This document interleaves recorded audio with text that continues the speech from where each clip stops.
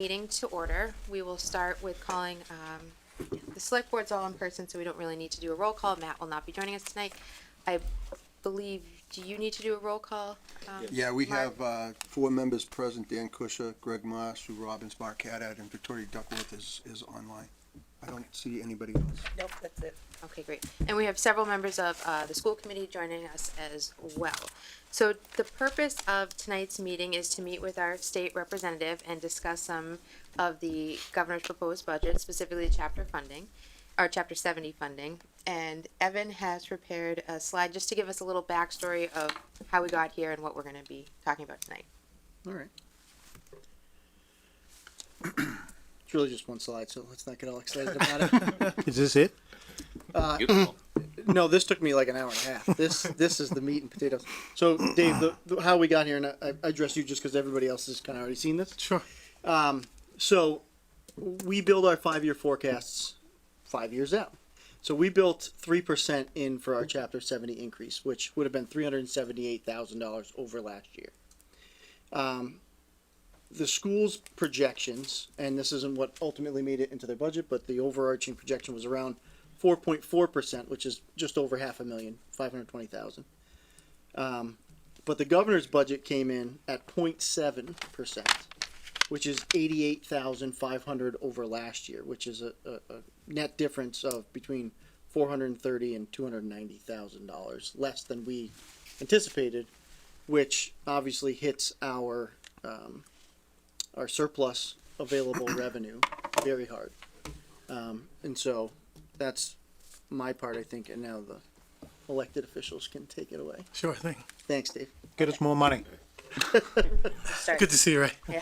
Always a pleasure. Yes, you can take it. Yeah, I would say that that's the gist of it, is if there's any way to advocate to get us more money, that please do so. And what do you need from us to help you do that? Sure. First off, thank you for the invite. I'm sorry my counterpart couldn't be here, but I'm happy to try to answer questions.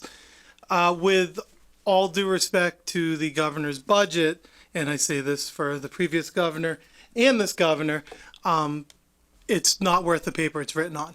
And it gives you a roadmap, it certainly does, but the more realistic projections and what you'll see is the House budget, which comes up at the end of April. It'll be coming out the Wednesday before school vacation. We will have until the Friday at 5 o'clock to file any amendments to it. And then we have school vacation week to go over it, and then we go into debate the last week in April. Very similar, basically the same path as what the Senate does in May. So they have the luxury of having another month to see the returns and the revenues and things like that. Typically what you see is the $30 per pupil come out originally, and then it's incumbent upon myself and other electeds to fight to try to get that number higher first and foremost. You have my word that I absolutely will. Typically there are amendments for increasing it to 50, to 60, to 100. I'm a strong supporter of any of those, because increasing the per pupil is something that will actually see a real a significant bump. The tough thing, and this is something that I made sure to say in front of every committee that I sat in front of prior to the Student Opportunity Act, is when there's an influx in dollars like that, and it sounds great at $2 billion, the difficult thing is that it's really, really going to help some communities, but it's not necessarily going to help all communities. And when there's a change in any sort of formula or an increase, that affects it all, right? It all gets shifted. And so for some of the communities that maybe it costs more to educate, they're receiving a substantial amount more money. And I think that's a little bit of the difficult nature of saying, hey, $2 billion is going to go to education. That being said, just as to recount on Student Opportunity Act, the two main drivers for it were ELL, English Language Learners, which, Jay, I'm not telling you anything you don't know, but that's not really much here, in low income, which Grafton doesn't really qualify for. I understand that there are certain, situations that might, but by and large as a community, certainly not. The issue, and I did talk to Desi, and it's something that they pointed out today, was just the decline in enrollment, which is, it's in FY 22 to 23 enrollment went up 1%, 23 to 24 enrollment went down 3.4%. So to them, and this was just a conversation, this isn't anything in writing, but to them, it would stand to reason that the dollars then could come closer to covering when there was a decline in enrollment. That doesn't mean that I'm not going to advocate for additional funding. You have my word on that. And it remains to be seen what the House budget comes up as. The Ways and Means Committee right now is still hearing testimony and still crafting their budget. This meeting is unbelievably time important because I have a sit down with the chair of Ways and Means tomorrow. So I thank you for having me come in tonight, and definitely hearing your concerns, and I understand them. They're the same concerns I have. There's many different things that are out there. I mean, when you actually, one of the things from the Student Opportunity Act, when you look at the foundation budget, one of the bills that I had filed in the past was looking at, because it used to be 4 times foundation, then the state kicks in 75% of the cost after. I had a bill that would make it 3 times. It would free up a whole heck of a lot more money. But the Student Opportunity Act changed it. It's not a 4X driver anymore. It's actually a figure that they then tied to inflation. So it's going to continue to go up. So that figure is actually below the 4 times. So that is kind of the, I guess if there is a carrot that the, suburban communities got out of this, that would be the big carrot and the big driver. So one of the things too, and I have to check on it, but I believe starting next year, out of district special education costs will be covered out of the SOA. I'm going to double check on that to make sure, but that was part of the conversation that I had today with someone. I believe that you're going to know better than I will, but I believe that bill is going to be on the table along with a potential increase in circuit breaker funding. Perfect. Yep. The core driver of the problem is that historically, every year statewide, they have a 2% increase in tuitions for out of district students. So for us, that's about in total, we spend about 1.5%, so we could forecast that 2% increase. For FY24, it went up across the state by 14%. For us, that's about that difference between 2 and 14%. That 12% is 350,000. Sure. So nobody forecasted that, and right now, that's not addressed at all. And I can tell you that that's one of the things that myself and colleagues specifically have had conversations, especially with Chair Garlick, she's the new education chair, about. I cannot guarantee anything. Oh, yeah. But come the budget process in April, that's going to be something that many of us are advocating for, is something for the communities that got affected with such a crazy number. I mean, we capped inflation, but still that, Right. That doesn't really do much for a situation like you're mentioning. For us, it's really that, and as you touched on, minimum aid. Yep. We get $30 per student. The math isn't complex, around 90,000. For every $10 increase, we would bring in about $30,000 more. Mm-hmm. So about, in total, if we went to $100 per student, that's an increase for us as a town of $210,000. So that paired with the tuition, you're talking $500,000. Yep. Now that's an unbelievably good. lofty goal, the 100, but it's been out there before. It's been supported before, and it will be again. Yeah, great. But I really would love to give you a more concrete answer.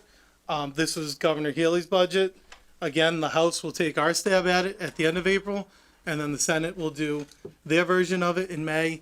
What you'll get from there, and I'm sorry if I said this before, but it probably stands to bear repeating, then you'll get a conference committee. You'll have 3 members from the House and 3 members from the Senate.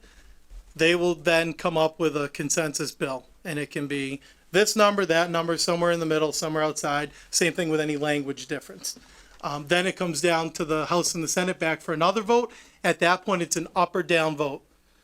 You can't make any additional amendments to it or anything like that. So that's kind of where we stand, but today was a very, very busy day, which involved conversations specifically around this. Irrespective of me coming tonight, it was just something that was going on as well. So it's not lost, at least on myself and many of my colleagues. Yes. Thank you for being here tonight. Absolutely. And I want to give you some information. I don't understand the formula. I'm a pretty smart guy, but the formula makes no sense to me. The Finance Committee met with Blackstone Valley Regional the other night, and they're getting $488 per student. No idea how that got figured out, but they got a hefty increase of about $600,000 in local aid in the governor's budget. I understand that the governor's budget is the governor's budget, but they get that information from DESI, if I'm not mistaken. I'd imagine. So they put that together. Lincoln Sudbury, very rich school district, got a major increase of $358,000 in the budget. Grafton, $88,000. Groton Dunstable, $68,000. The minimum spending requirements of those school districts are going up. Grafton's is up $1 million. They're saying we have to spend $1 million more on education in Grafton, and we're getting $88,000. The math just doesn't work, Representative. Something has to happen. The taxpayers in this town are getting overburdened. Since I've lived in Grafton for 14 and a half years. In those 14 and a half years, I voted for 2 general overrides of Proposition 2.5, a debt exclusion for a DPW garage, a debt exclusion for a library, and a debt exclusion for a beautiful high school. My taxes this last quarter went up $1,100. I'm very fortunate that I can afford to do that, but there are a lot of residents in this town that can't. The state has to be a partner. They can't just say because the property values in this town are high that we're just going to say, oh, Grafton can survive on 88 and the taxpayers can pick it up. You're going to price a lot of medium income people in this town out of this town. And it's going to be, we're not going to be able to educate our children. I sit down every year. For the last 6 years, I've had the privilege of sitting down with Jay going over his budget. And I've never seen a superintendent work harder to balance a budget. And it gets more and more difficult every year. The state needs to partner with us. Love the city of Lawrence. Glad they're getting $26 million in the governor's budget. Grafton's getting $88,000. It just doesn't make sense to me. So I urge you to do everything in your power to get more money for the suburban communities like Grafton moving forward. No, I appreciate it, Mark, and I don't know the demographics of the other communities. I don't know if they lost enrollment. I have no idea what the makeup is. But this was one of the huge concerns that I had with the Student Opportunity Act was 1 and 2, ELL, low income. That doesn't touch Grafton at all. So now we're in year 2 of the phase-in approach of that. We're fully funding it. Typically, the legislature doesn't like to kind of open up those sort of big things that they've done and look at it until it's fully phased in. But I think they're wrong early on. Well, yeah. But I'll tell you this much. I think that myself and many others starting to really make noise about this is gonna, I hope, spur the leadership in the House to actually do something about it, because the vast majority of the state are the suburban communities, and they're not necessarily the ones that are getting what they should be getting. Well, we also have the least representation of suburban communities. Well, sure, population-wise. Exactly. Yep. Thank you for listening to me. Yeah, no, I appreciate it as always. So I was looking at some information tonight on the formula and how it's derived and all this stuff. And I found one thing that pointed out just how fundamentally broken the formula is. The description on the DESI website is that the state aid is based on property values and income of the town, and that determines how much of their property taxes they have to spend on the schools. Notice, the municipalities get 0 extra money from people's income. The only way we get income is from property taxes. So if the school contributions are supposed to be based on property values and income, then the income portion needs to come from the state, because the state is the only one that collects any money based on the income.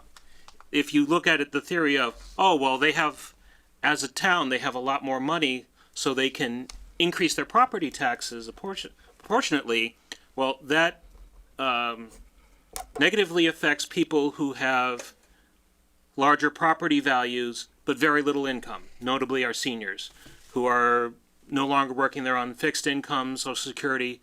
They have houses that they've owned for a very long time. So yeah, they have large property values, but they have no way to to pay for any of that Right.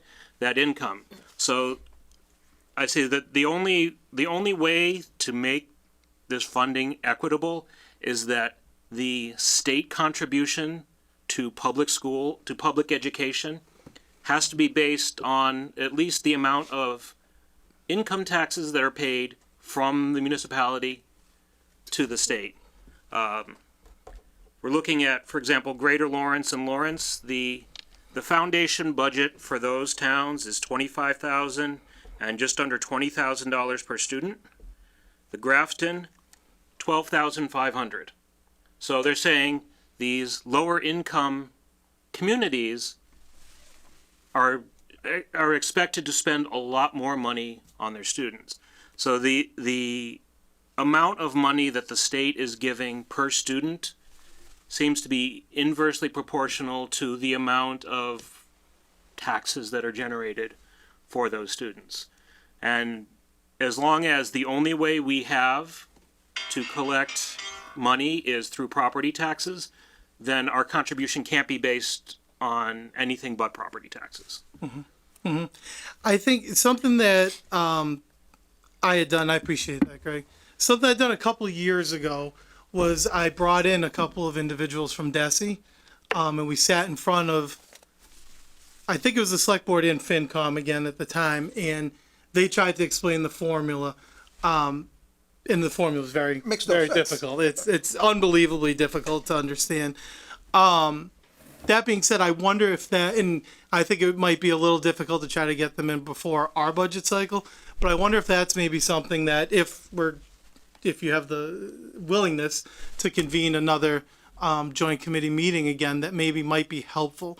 I will take all of these concerns and certainly relay it to them, especially to the individual who I spoke with today. But I do wonder if having more of this voice directly to them, whether it's through MMA and working with MMA to try to get a voice for the suburban area, maybe that's something to look at. Well, with DESI, it's all well and good, but they base their formula on the legislation that is passed. So having them explain to us a formula that your representation passes, I don't think that helps us. I think what we need to do is we need to sit down with the people who are making the decisions and have them listen. The statistics that Greg just gave you, phenomenal statistics.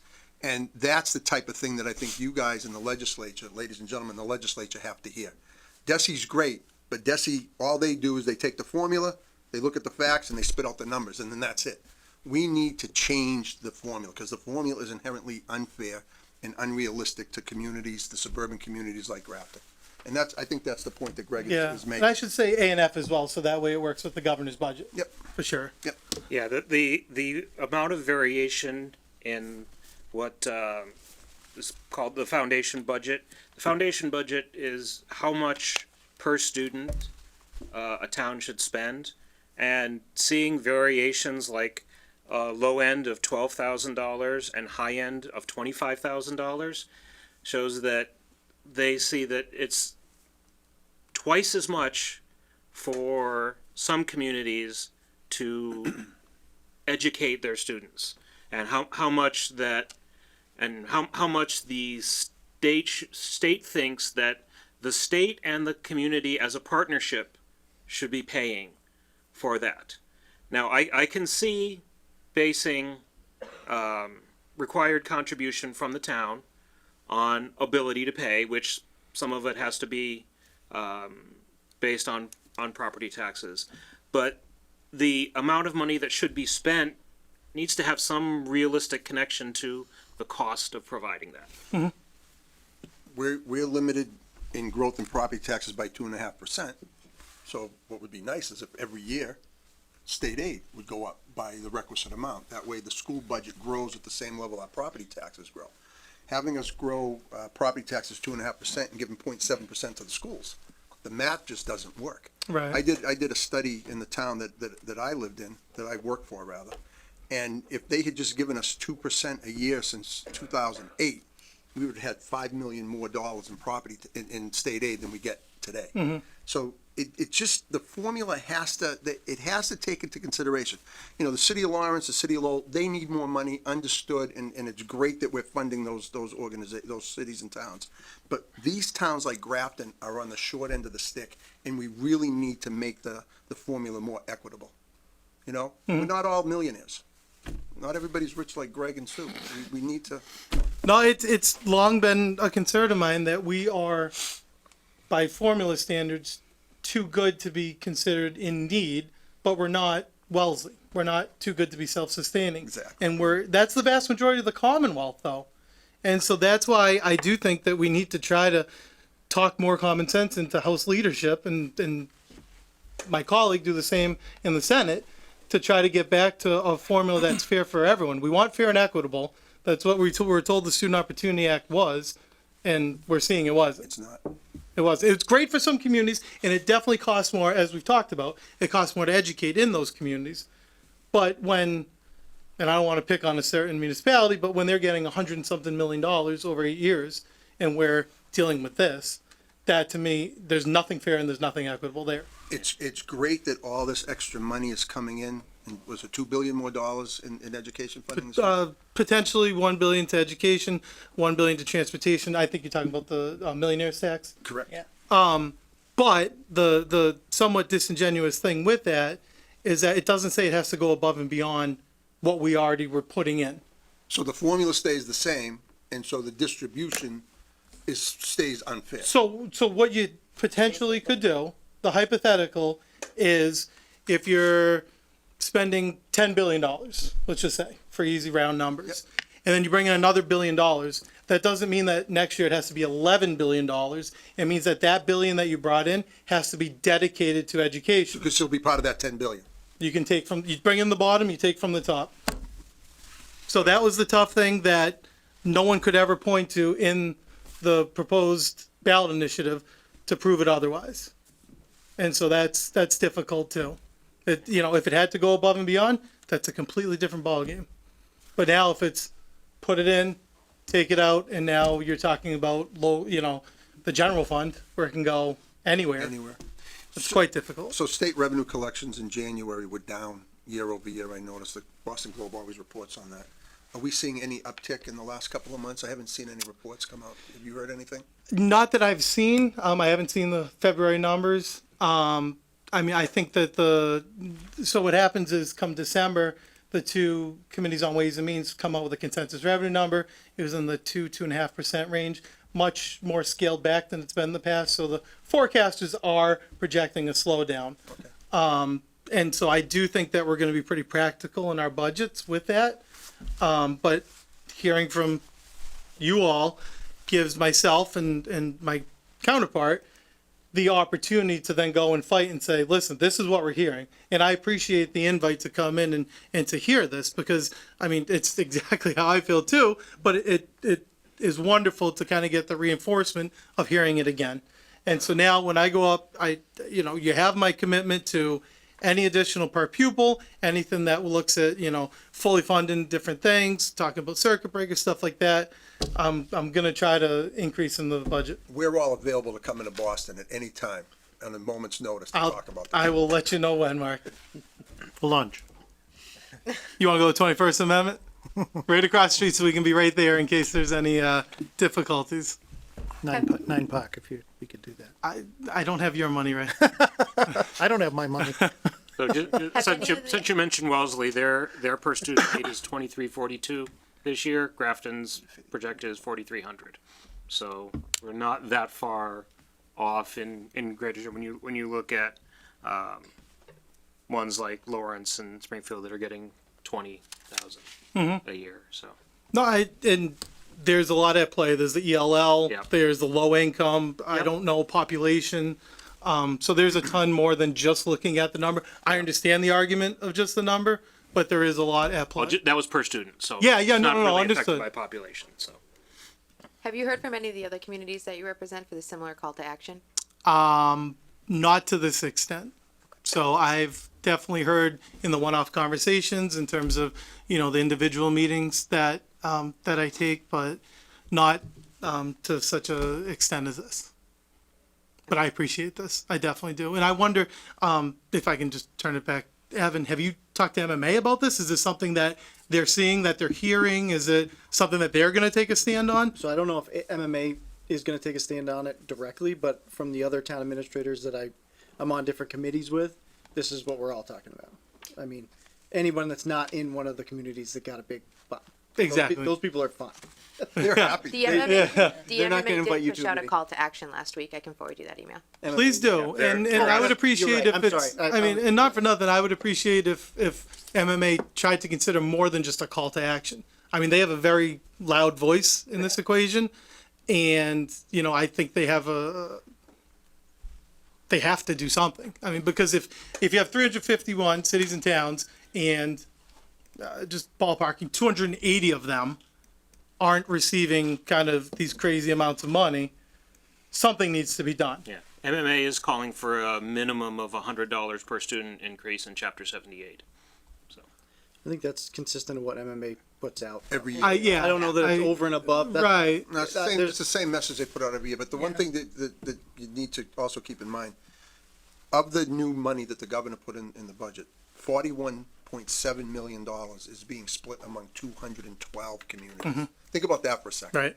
41 million for 212 communities, which means $163 million is going to 108 communities. It just doesn't make sense. It's just not fair. It's inequitable.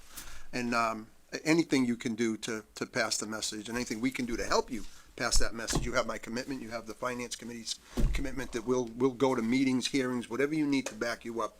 We'll be there. No, I appreciate it, and I know I said it earlier, but the timeliness of this meeting couldn't be better in terms of advocacy, at least on the personal one-on-one level with the chair of Ways and Means, as that'll be tomorrow, and then obviously next month being the budget. Yes. So, I just want to add two things. With the Student Opportunity Act, it seemed to me like the intent was to increase the investment in education for these communities that have this really serious need for more investment, not to shift the investment from some communities to others. And I think that's what happened, is that we're funding the Student Opportunity Act by reducing the investment in communities like Grafton. At the detriment. Yeah, and so that's I think that's deviated from what was originally intended with that. And so really increasing that total amount so that those communities can get what they need and we can continue to get what we need. I think that's what we're really asking for. Well, I guess I should speak for myself. That's what I'm asking for.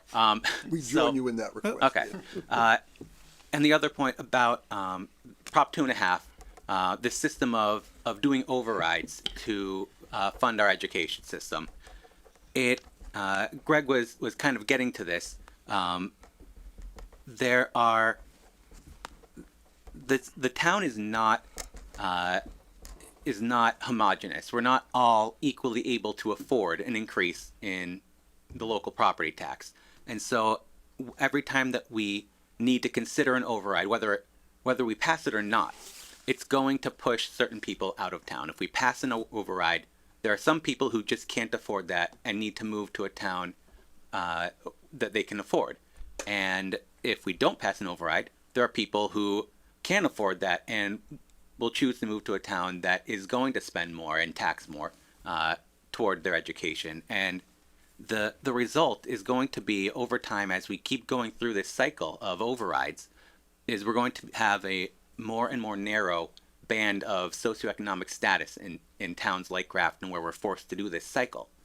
And that just seems like a really sad future to me, because I think a lot of the division we're seeing is because people don't interact with people who are different from themselves. People don't interact with people who have different experiences or who think differently. And if towns end up becoming more homogenous like that, you're just going to see it get worse. Yeah, I mean, in going back through Grafton, I mean, I've heard from many people, especially the elders. I mean, that's especially who we're talking about, that have grown up here, lived here, want to stay here, and they're getting priced out, and that's a huge issue. And Mark, you talked about all the things that we're fairly recently voted on, and it's before the voters to decide what they wanted to do with it. And those numbers add up eventually, and they all have merit for sure, but they all add up. And so the difficult thing is, I don't necessarily know if just throwing more money at listen, I'm advocating for more money, but just throwing money at a problem doesn't create a solution.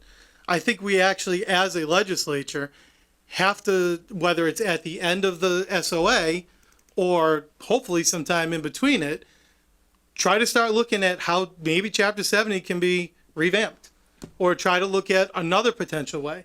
Maybe take that proposed $1 billion and try to earmark some of it out. We have sports wagering now that's an increase in revenue.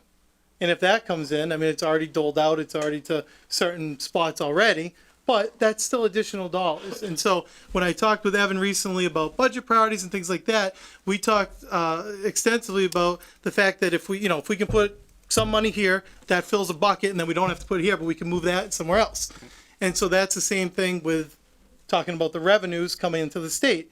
Now, out of, we have Health and Human Services, that's about half of our budget for the state. And then that's much like on the municipal level, how schools are half or so of the budget here. And so, everyone, and the tough thing now is around budget time, and I have a ton of respect for Chair Mikowitz on it, Chair Ways and Means, but no one's asking for less money out of it. But I do think what you're going to see is a concerted effort from many of us to try to push House leadership to put such a commitment on the per pupil. Now, ultimately, do they decide they want to go with it? I sure the heck hope so. But we're going to try to do all we can for it. You have my commitment on that. One of the things that doesn't add up is the student population may be going down, but the cost to educate who's remaining is going up as inflation has increased dramatically Right. over the And they last. tried to cap it, but that's, So there just has to be, the population can't be the only reason. The cost of educating these kids have to come into play as well. So we do have a lot of people in the audience. Do you guys want or have any comments or questions as well? Okay. Anybody on the Zoom? Just raise your hand. Or okay. All right. so I will say this. I know I mentioned earlier, I do appreciate this meeting, and I appreciate the invite for sure. We appreciate And- you being here. Of course. No, I wouldn't miss it. And thank you for setting it up. I don't think I'm that difficult to track down. So if anyone wants to continue the convo, have further convo, talk about whatever you want. I'm in pretty routine conversation with Evan and many others, but whatever you need, I'm an open door policy here. So feel free to reach out, and you have my commitment that we're going to try to do, at least on this end, everything that we can in the budget to increase per pupil or anything else that would affect the school budget. I'd just like to say that $100 increase per student isn't a lofty idea. When you look at our school budget in town, there are so many things that we can't put in it that they need. And it isn't a want, it is a need for our students. And once you lose a teacher or you have a setback, these two children never get caught up. It's lost forever. So I don't think it's lofty to ask for 100 per student or more, because we need it. And school education, since I was on school committee a long time ago, the needs of the students have changed so much Yeah. that we just have to have more money to keep up with those. I think we have a responsibility as a town to do that, to make sure our students are getting what they need. No, I would agree. And while it's still lofty, you still have my commitment to support $100 per pupil for sure. Because and Sue, to your point, the changing needs Yep. is huge, especially after COVID. One of the biggest concerns that I had was the mental health of students and Yep. adolescents Yep. and children coming out of it. And so we're seeing that there are more there's definitely more of a need for the resources for the mental health professionals and things like that. Absolutely. So, Well, thank So, you so. Just so you have the number, the MMA says an increase to $100 per student would cost 18.8 million. Easy find, Yeah. Representative. I would argue that too, Mark. I would absolutely argue that. And if it's you, Colleen, or someone else, can someone please? I could track it. I sent you the Thank you. link. I was gonna say I could track it down too, but it's just easier And it was, if I already have it in my inbox before I leave. and it was also sent to House and Senate Ways and Means Okay. directly. So. Well, then I'll talk to Aaron Can tomorrow. I just ask you, David, do you understand the reasoning of our governor, why she put so much into the universities, and what were their needs that they needed all that money? I would love to give you an answer, but the absolute honest answer is I don't know her line of Okay. thinking on it. I mean, I can try to talk to A&F on it and see if there's some backstory to it, but I don't know her line of thinking on that. No. I'm just making a little note. If I track down anything, and Yep. that's an if, Yeah, I I'll understand. definitely let you guys know. We expect a full report of your meeting tomorrow, Representative. It should be a good one. We have a great relationship. I don't know if I can come away with any promises from that either, but we do have a good amount of requests from Grafton that I'm going to try to fight for too. Great, thank you. Always appreciate your time, sir. Of course. I typically like to shake everyone's hands, but we have a whole boatload of people here, so thank you for your time. Thank you so much for Thanks, coming. Dave. Make it Of so, course. number one. Do you need the Finance Committee anymore for your meeting tonight? I love it if they stayed, but no, we do not. Then I will adjourn the meeting of the Finance Committee. Thank you for inviting us tonight. Absolutely, For thank you scheduling guys. this meeting. I It was appreciate a it. great idea. Coming in. Have a great night. All right, so we'll just give a second for the room to clear out. Thank you for attending.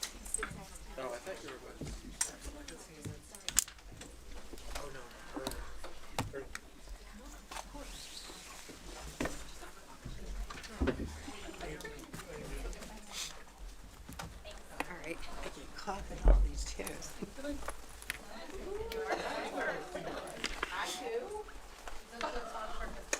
All right, well, the next on the agenda is Pledge of Allegiance, so we could do that.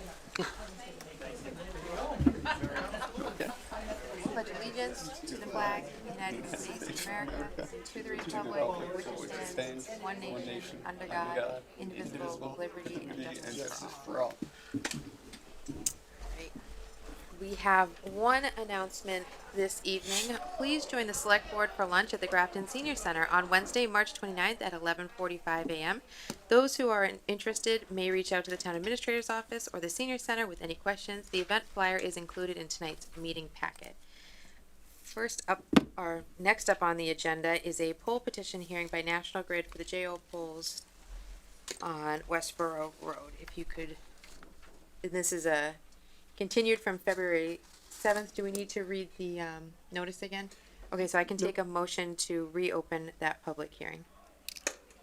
Do we want to do it that way, or are we You- pre-gamed about this ahead of time? Oh, I missed the pregame. I apologize. Yeah, no, so, we got a call, from National Grid, or an email, saying that that one is gonna be withdrawn. Okay. So, all that the board needs to do is vote to take no action and close the public hearing. So moved. Second. Motion made and seconded. Any discussion? I have one question. Is that the one where the gentleman had concerns? Yes. Okay, thanks. All those in favor? Aye. Opposed? Declare the motion carried. And we have an additional poll petition. And we're gonna close this one as well? Nope, No. this okay. one, This is one's good to also go. continued, but from March 14th. Yep. I move the board vote to continue the public hearing that was open on March 14th, 2023. Second. Motion made and seconded. Any discussion? Hearing none. All those in favor? Aye. Opposed? Declare the motion carried. Do we have a representative from National Grid? Yes, good evening. Can you hear me? I can. Hello, Mr. Fontaine. Hi. Yes, so this petition for this poll is strictly just to gain clearance over a driveway. The specific wire that's going to this service is quite heavy, as it's a three-phase service. And right now, as it is right now, the wire is a little too low for our certain clearances, and apparently equipment has been clipping this wire and hitting it. So it's a danger and an inconvenience. So this additional pole on the other side of the street will lift the wire and give us those clearances that we need to operate this safely. Okay, thank you. Does the board have any questions or comments? As this is a public hearing, is there anybody in the audience or on Zoom that has any questions or comments? Okay, hearing none, I can take a motion to close the public hearing. Thank you so much, Mr. Fontaine. I move Thank the you. board vote to close the public hearing. Second. Motion made and seconded. Any discussion? Hearing none. All those in favor? Aye. Opposed? Declare the motion carried. I move the board vote to approve and sign the poll petition by National Grid to install one SO pole on Old Westboro Road. Second. Motion made and seconded. Any discussion? Hearing none. All those in favor? Aye. Opposed? Declare the motion carried. All right. Up next are select board appointments, which there are none. And then we have a fire chief appointment for auxiliary firefighter at Station 1, Tyler Prout. I move the board vote to affirm the appointment of Tyler Prout as an auxiliary firefighter of Station 1. Second. Motion made and seconded. Any discussion? Hearing none. All those in favor? Aye. Opposed? Declare the motion carried. 1-day beer and wine license for the Cummings School of Veterinary Medicine. Hi. Hello. All right, Jessica Scott, here on behalf of the school. And pretty standard request, we have 3 student activity events coming up end of April and into May for end of the year celebrations. All the events end before 8 p.m. Most of them happen on the weekend, and we do have our tip certified bartender from Elms Cafe lined up, and police details. Wonderful. Thank you. Does the board have any questions or comments? Okay, hearing none, I can take a motion. I move the board vote to approve a 1-day beer and wine license for Cummings School of Veterinary Medicine at Tufts University for April 29, 2023. Second. I think it's complete. I'm gonna, Well, I second the first one. Oh, All right, we'll do them one at a time. motion made and seconded. Any discussion? Hearing none. All those in favor? Aye. Opposed? Declare the motion carried. I move the board vote to approve a 1-day all alcohol license for Cummings School of Veterinary Medicine at Tufts University for May 6 and May 12 of 2023. Second. Second. Motion made and seconded. Any discussion? It's May 5th in the packet. It does, but the application said May 6. Okay. Is 6 the correct date? We should confirm that. Oh, May 5th is a Friday. it's the Friday. Okay. I amend the motion to May 5th. Motion. Oh, wait, I'm sorry. No, it's the Saturday. It's the 6th. Okay. Okay. So what's on the application, May 6th, is the Saturday, 1 to 5 p.m. All right. So motion made and seconded. Any discussion? Any further discussion? Hearing none. All those in favor? Aye. Aye. Opposed? Declare the motion carried. Have great events. Thank you very much. Appreciate it. So up next is continued discussion on the local initiative proposal procedure, which we had started last week. I put this back on here because of how the ZBA meeting last week, which many of us attended, went, and I realized when we were having this discussion, we only kind of talked about leading up to approving or denying the LIP. We didn't really talk about what happens after we do that, such as are we sending the LIP over to ZBA, or who else we should send it to, and if we should include a cover letter explaining what was some of the concessions the developer may have had, as well as the benefits of the LIP.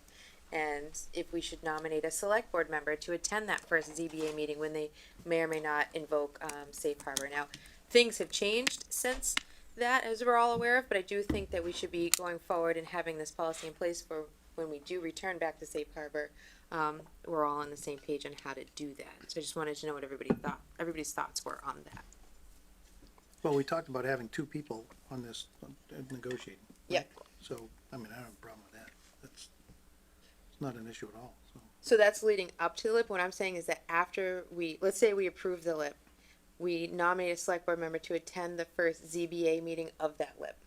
So that if the ZBA has any questions directed towards the select board, we have authorized a representative to be at that meeting. Yeah, I don't have a problem with that. Okay. Everybody feel good about that? Great. I like that idea. All right. And what about making sure we're always sending that LIP out? Is there anyone else besides the ZBA we should be sending that to? Once we've approved it. I don't think so. I don't think anybody else needs to get it, so. Bye, Ray. It's been real. What'd you say? Have a good night. Night. Okay. Pleasure. We still have a quorum, right? Good. All right. Okay. Yeah, I So- would think maybe ZBA and Affordable Housing Trust, because they're gonna wanna see the result of what the LIP is. It's a good idea. Okay. And then as far as a cover letter, I know Eastland provided us a pretty good template that we could kind of build off of, and then make sure that we're always including that with any approved LIPs. Again, just highlighting the benefits and any concessions that have been made so far in the process. Yeah, I think that should come from my office. I was talking to Amber about this morning. And we can simply take the details of the LIP agreement, put it into that cover memo in the same format that that previous letter was written. And we can just update that and put my signature on it and send it out. Perfect. All right. So with all of that additional information, do you think you could build that into the policy? Yep. You're the best. Thank you so much. Does anybody else have any other input or ideas? I'm sorry. It's okay. All right. So moving right along to scheduling the George Hill outreach meeting. So we have secured the library for next Tuesday at 7. Tuesdays at 7 are typically open for all of our members. So I just wanted to make sure that that's available for you guys. Well, like This isn't open. well, The no, 28th is open. It's, we don't have anything else going on. It's kind of like a day off. what is that? Colleen hates days. I don't know what that is. But this is also important because we wanted to get it done before April 11th. I know. So it just seemed to kind of work out. And if it works for everybody, then we're going to do a big social media push and make sure everybody's aware of it in the next week that is coming. Possibly do a code red for the street. Yeah. yeah, the residents of that absolutely. street. Perfect. So are we gonna have, for this meeting, are we gonna have some preliminary plans or? You know, maybe. But it's really Well, outside I'm glad of we're having it then. it's outside of our span of control. We're gonna have we'll have information. I don't know if there'll be actual drawings. Yeah. But we'll have enough to have a meeting that people can take information away from. So a lot about the funding and, you know, the inherent problems that we have in that area and stuff like that. So whether or not we have a blueprint, I'm not sure. So who will be running it? I mean, will it be like the other outreach where we're at the front and you're kind of? Probably. It'll probably be mostly me because it has to do with a lot of budgetary Right. and financing and the project. So myself and Mr. Canoyer, if he's Okay. in attendance. Okay. We met about it today, so I'm pretty up to date on where we are, with the exception of having the actual documentation. So if I might not be able to come, just so you know now. All right. Any other questions or comments about this? Moving right along, we can vote to open the spring town meeting warrant. Yes. I move the board vote to open the Springtown meeting warrant. Second. Motion made, seconded. Any discussion? Hearing none. All those in favor? Aye. Opposed? Declare the motion carried. Up next is select board reports. Anybody? Jeez, yes. This is a problem. Oh, yeah. Hang on. EDC, last night we met with, the GFI, development, or GFI Partners, about, 124 Westboro Road. And they are going to build two 100,000 square foot, buildings at 124 Westboro Road, which is right across from, Sunshine Sign, corner of Institute and Westboro Road. They're going to the buildings are going to create 400 jobs, and they had a tax thing that how much taxes they're going to give us, but it's not. Nobody ever puts that down right, you know, how many taxes they're going to do. But each building's going to have 30,000 feet of office. It's a 2-story office. It's going to be set up mainly for biotech and life sciences. They're going to be built on spec. But their reputation and their experience has shown that they start them off as spec buildings, but before they're finished, they're tenanted fully. So it's a real good developer, has the money, and has the the horses to get all this done. They filed with MIPA filing on March 1st, which takes about 6 to 9 months. And then once that is done, they're filing with the Planning Board and Conservation Commission in the next couple of weeks. And there's a 14 to 18 month construction schedule. So that was really good to get that in. And actually have something that's going to happen. This is actually going to happen. 400 jobs, in Grafton is going to be great. It doesn't affect a lot of, traffic or anything like that. It's really a great thing. Evan and I met with, I can't even remember their names. The Centec- Millennium. Yeah, the Centec Park apartment project. We did tell them of our woes of, being out of compliance. So, it wasn't a real long meeting. We had good discussion, but, they're gonna be getting back to us, to try to determine what they're gonna do.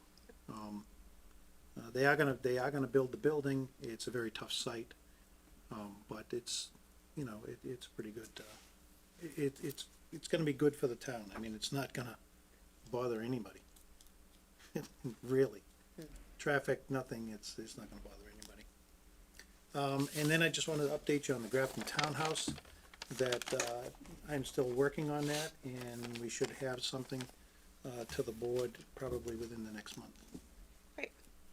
Thank you. So that's that. I saved all those up for that tonight. I really appreciate that. Thank you. I have a question, Ray. Have you guys talked a little bit about the, on your presence on the website?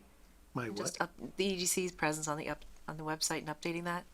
I haven't looked at that, and that's something that John would handle, and but I haven't looked at it myself, but I will. Yeah, maybe at I your will. next meeting, you can just Yep. bring it up. Yeah. All right. Any other select board reports? You touched on it earlier, but just like to thank the ZBA for inviting us to their meeting last week, and the town's 40B attorneys. I found it very informational. It was a really good meeting. Agreed. A lot of good information. All right. Town administrator report. Okay.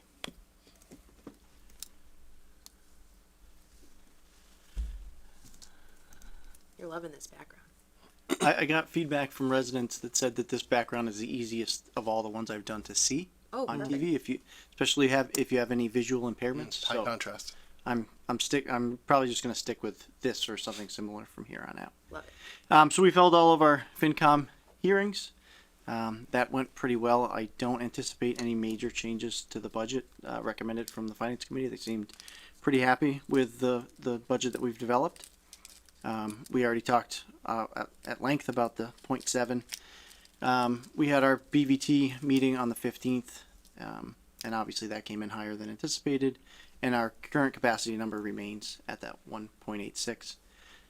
We are actually reworking some revenue figures now, so that might bump up a little bit. I wouldn't, maybe 300,000 to 350,000 is where I'm projecting that'll end. Want to go to the next slide? All right, so two major things that we've been working on since last Friday. One is our change in safe harbor status. You all have received a memo to that effect, as has many of the other boards and committees in town and the Affordable Housing Trust. That memo will be attached, I believe, to the next set of correspondence for this board. So the gist of it is for people that are hearing, just that we're no longer in safe harbor, is that with our 8 Pine Street not being built and not having a permit paid for within the first year, DHCD, which is the Department of Housing and Community Development, no longer supports Grafton as a safe harbor community, effective essentially last Friday.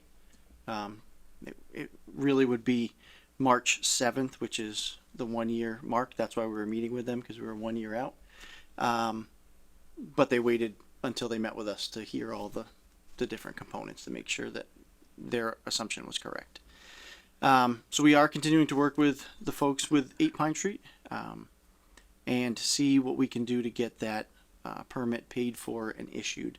And that will start a 18-month clock from that date forward. So more to come on that as we navigate that, but obviously with the ZBA meeting on Thursday throws a nice little 11th hour curveball into what that public hearing may look like. Sewer capacity. So I finished up that review today. The short takeaway is that Grafton has room for growth after all of the development that we have in the pipeline now. We should be somewhere around 300 to 350,000 gallons per day in capacity that's unused. I would say that we need to keep an eye on that to make sure that as we build out and that number gets smaller, that we're paying attention to what is left for open space or developable property. The thing that came out, I think that's most salient, is that either the select board or the ZBA needs to look at requiring the developers of these large scale properties to both have a report generated on the sewer requirements in that area and whether it can hold what they're trying to build, and if not, pay for the infrastructure upgrade.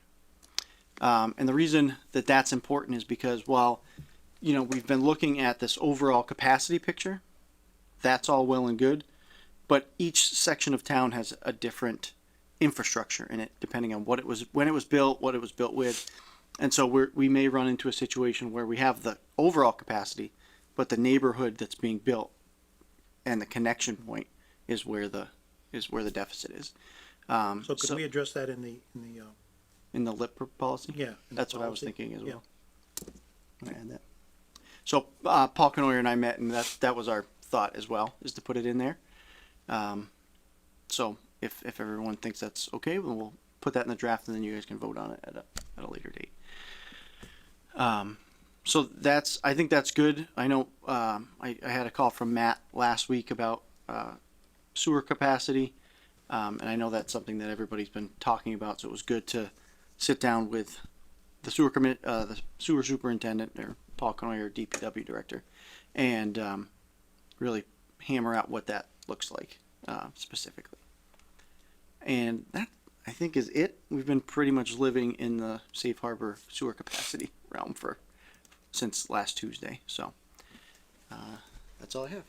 Since you did mention the public hearing coming up on Thursday, I just want to let the board members be aware that we did post for that night. So if we did have a pretty good attendance at last week's ZBA, so if anybody attends and feels like contributing, feel safe to do so because we're posted. Can't make it. I know. It's Thursday. You'll be at bylaw. It's a tough call that No, I'm night. not gonna be a bylaw. I'm gonna be there. You trying to make me look good? You you're don't have to wondering. make me look good. I can do that on my own. I'll sit with you. Okay. So questions, the DHCD meeting, that's something that they would do yearly? Like that was a planned meeting on Friday, or did it just? No, so they reached out prior to Friday and asked us for documentation that we could not produce because Okay. it was never issued. And so then we requested to get on a call with them just to talk through the fact that we don't have the paperwork and what does that mean? Okay. And so that was really the underlying reason for that. I think that if everything had been issued and the building was being built and we sent that in, I don't think we'd have a meeting face to face to discuss it. But I will say that there's 3 representatives from DHCD, and that was probably the most helpful meeting I've had in a long time. They were great, very helpful, answered all the questions that we had, and talked through some of the what ifs with us. So that was very good to have.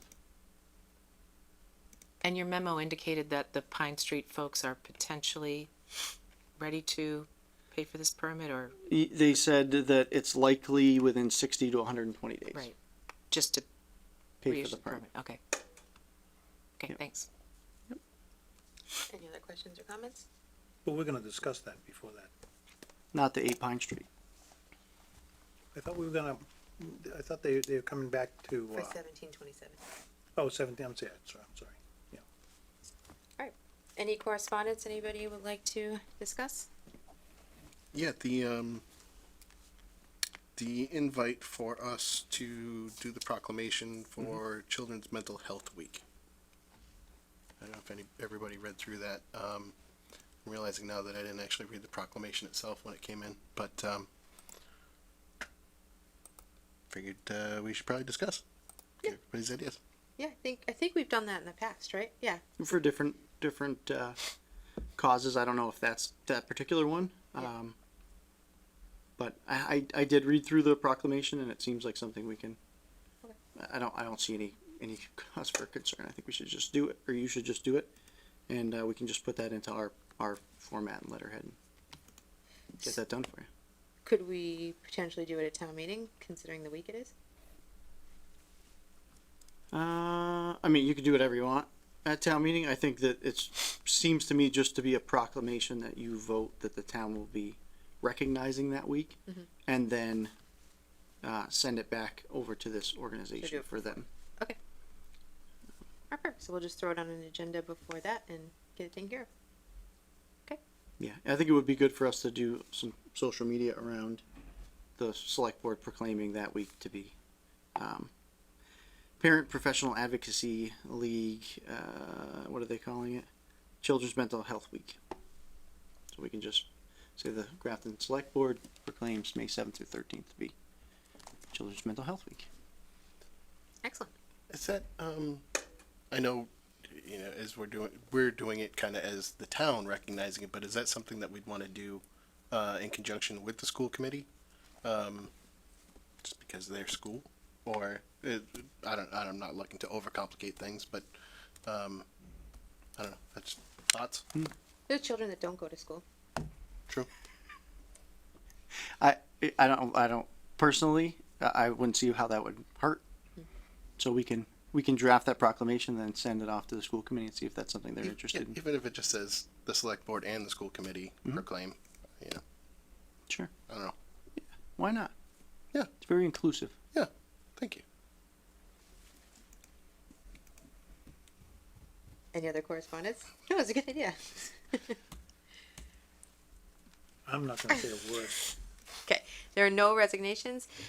There's nobody in the room for public comment. Anybody on Zoom for public comment? Nope. Okay, seeing none, we have some meeting minutes to approve. I move the board vote to approve the meeting minutes for March 11, March 14, and March 15, 2023 as written. Second. Motion made and seconded. Any discussion? Hearing none. All those in favor? Aye. Opposed? Declare the motion carried. We have no reason to go into executive session, so I can take a motion to adjourn. So moved.